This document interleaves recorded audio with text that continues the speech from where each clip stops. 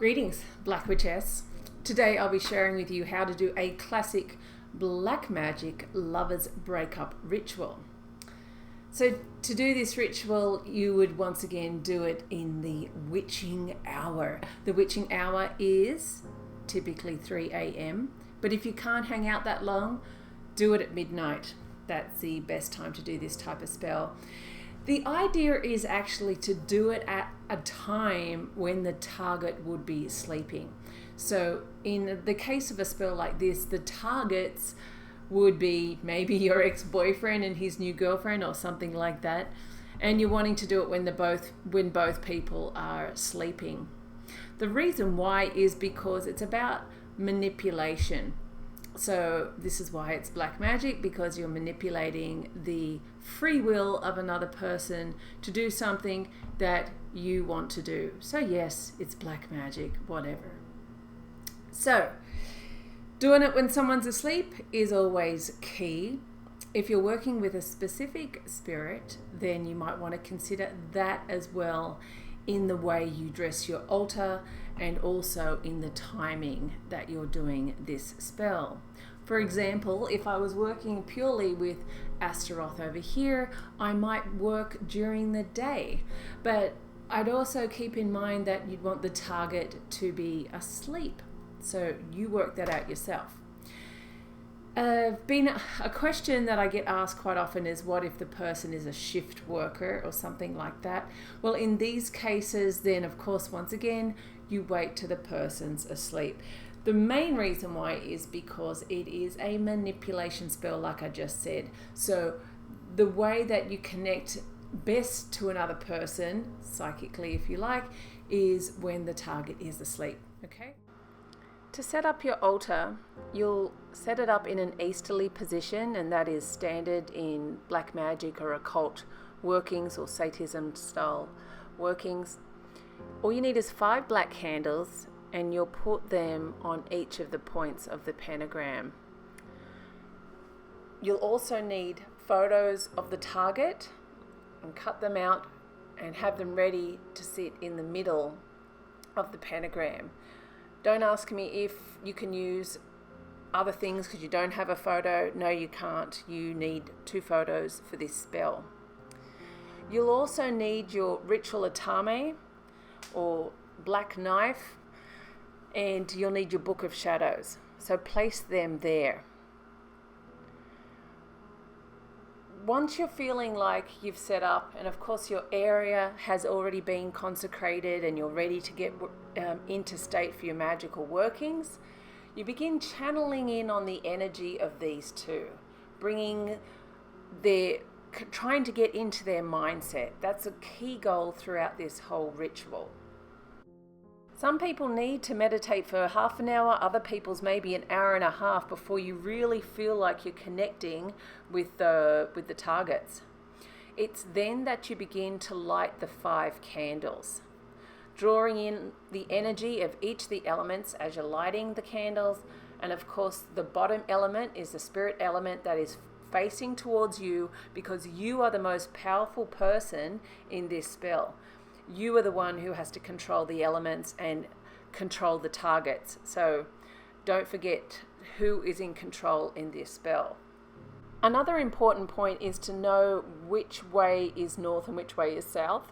In this spell, you need to work with your atame and use the north and south connections to actually pull apart the relationship. So you might want to know this before you actually begin the spell and the meditation in itself.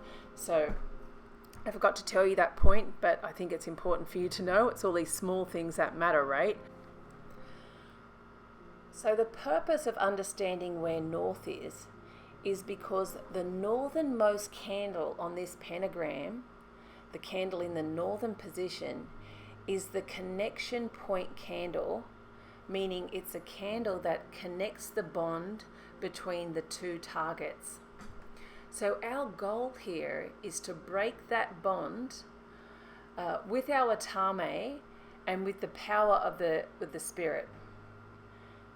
So when you're ready, when you're feeling like you're ready to actually do the ritual act, you take your atame and you place it in between, thereby cutting the bond between the two people and facing your atame symbolically towards that northernmost candle.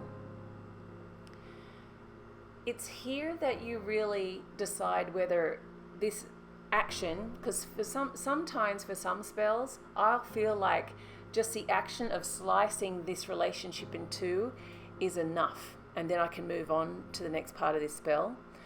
Other times, for example, if I'm working with clients, so I have to work up the passion, I might sit there with my mala beads and go through some level of chant, or I'll state some N, my spiritual N or demonic N, or I might call out to spirit in some way, but I'm just connecting with the people, thinking about the ending of their bond, or I'm just chanting the demonic N, and I'll go around and around and around my beads until I've gone through the full 108 beads.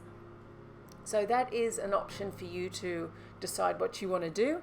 Okay, so the options are, you can either just do the action and go on to the next part of the spell.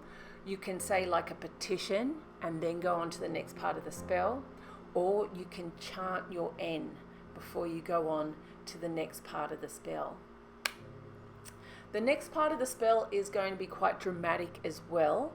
This is where you're going to blow out the connector candle, thereby symbolically stating that this is the end of the bond. You're disconnecting the bond. You're cutting the bond by blowing out the candle. And then you will flip the knife and turn it in the southernmost position. You'll notice that I actually tip the black candle towards each photo, and that's to aggravate the energies towards one another. I meditate to have them hate, despise, and constantly be disgusted at each other. The next chant that I'll say is called the Lover's Poison Spell, and that's from my Book of Shadows. This spell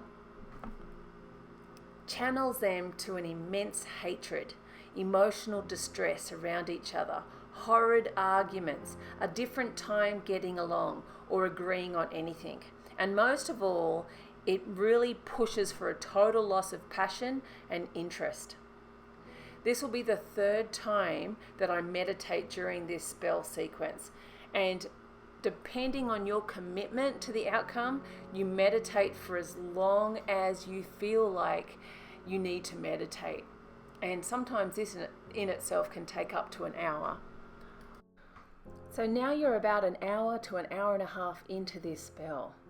When you've finished, you blow out the candles to signify this is the end of this spell, and that the lovers will now be destroyed and there's nothing between them anymore.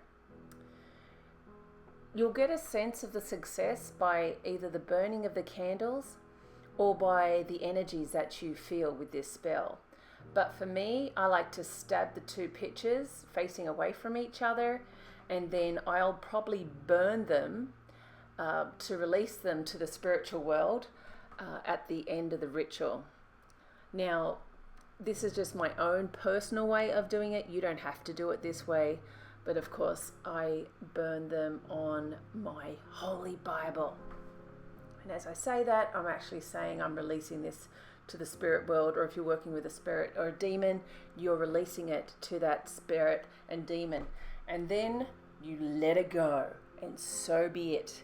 It's literally where you do not think about it anymore. You do have to clear your mind and not think about the spell. Allow the spell to be released.